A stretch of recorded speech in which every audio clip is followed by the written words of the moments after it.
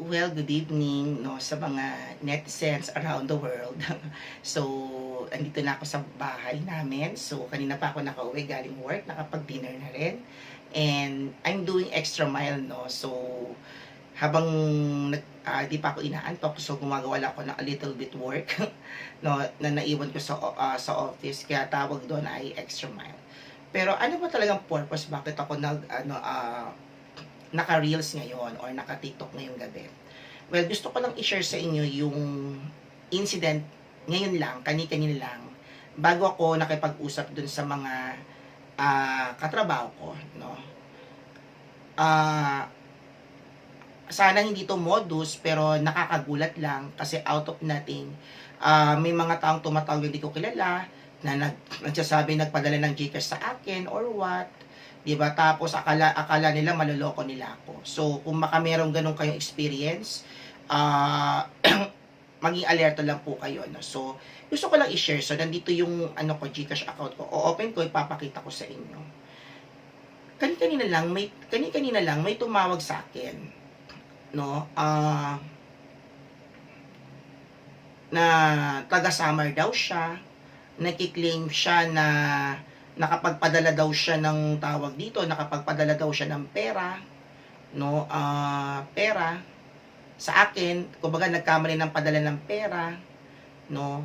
Then ako naman, nagulat lang naman ako. Kasi una, kung nagpadala talaga siya ng pera, magno-notify yun sa GCash ko.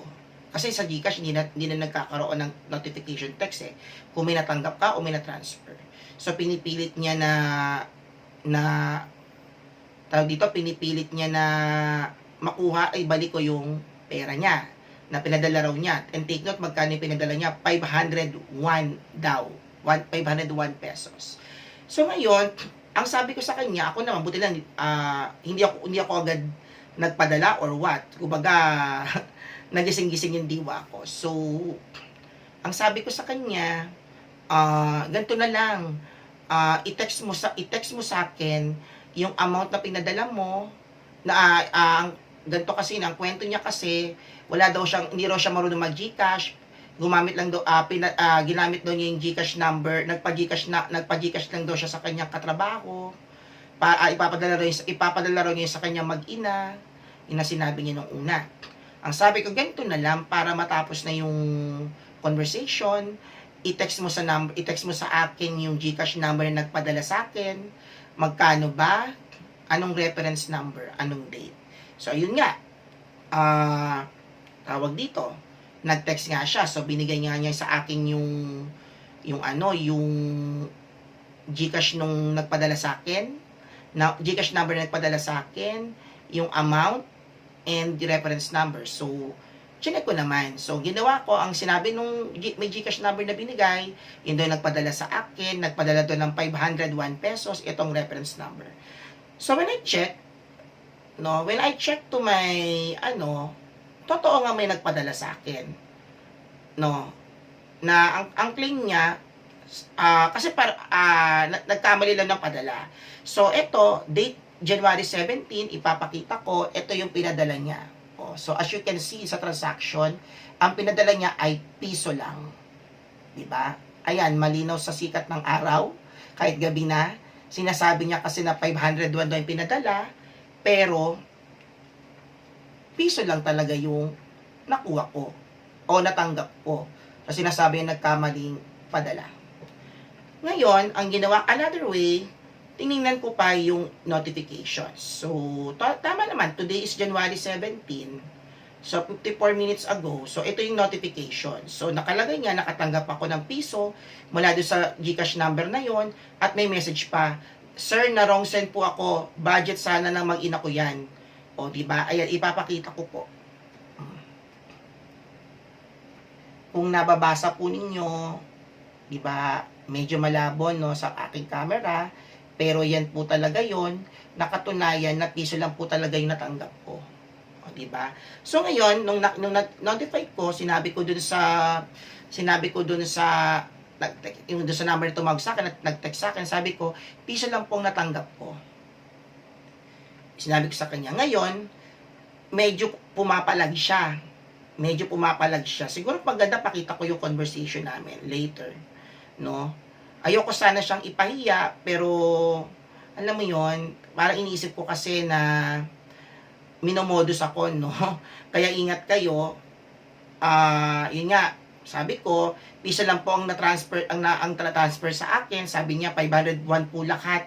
Yung isa, atong sabi niya, 501 po lahat yon.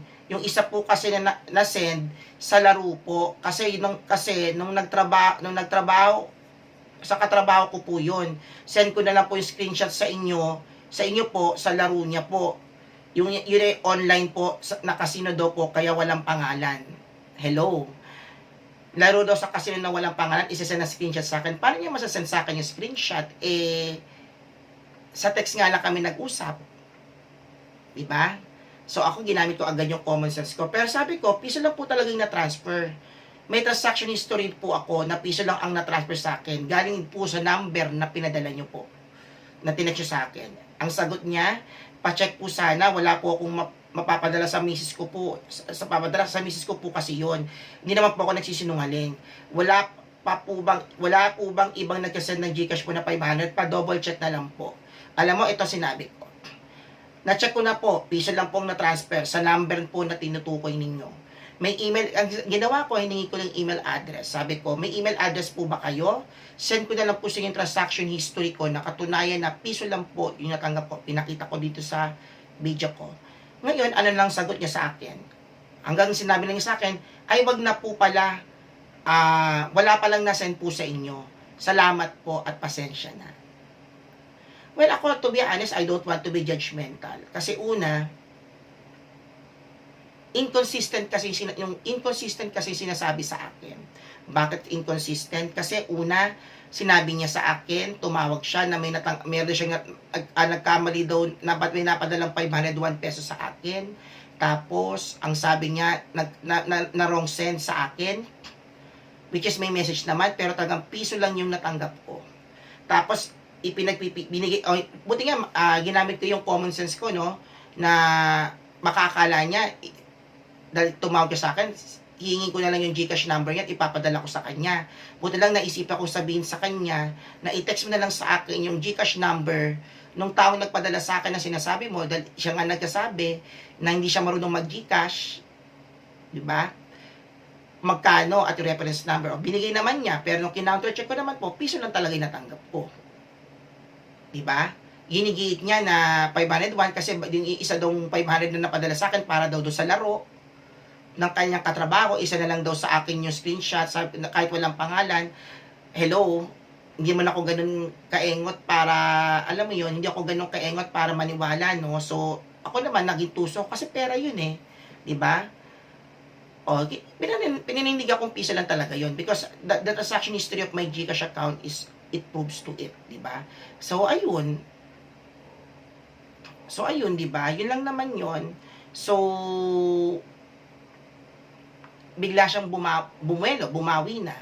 O, diba? Kumbaga inconsistent yung sinasabi niya. Ayoko sanang ipahiya to, pero anyway, hindi ko naman siya kilala.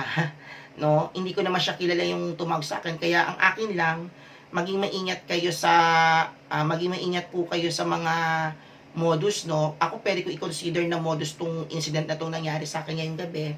Dahil baka ingat na lang po kayo, baka bagong modus to na sinasabi na may napadalang GCash sa GCash ninyo na ganitong amount, pero tas makita-kita nyo ang amount naman pinila piso. Akala niya yung mga taong may GCash account magugoyo o madidenggoy. Pero I might thinking pa rin kasi baka mamaya mayroong silang gawin sa GCash number ko, they get the info, i-hack nila, di ba, makuha yung pera. So siguro ang gagawin ko muna dito, doon sa naman ng GCash ko, ita-transfer ko muna sa bangko ko, no, para maging keep safe muna.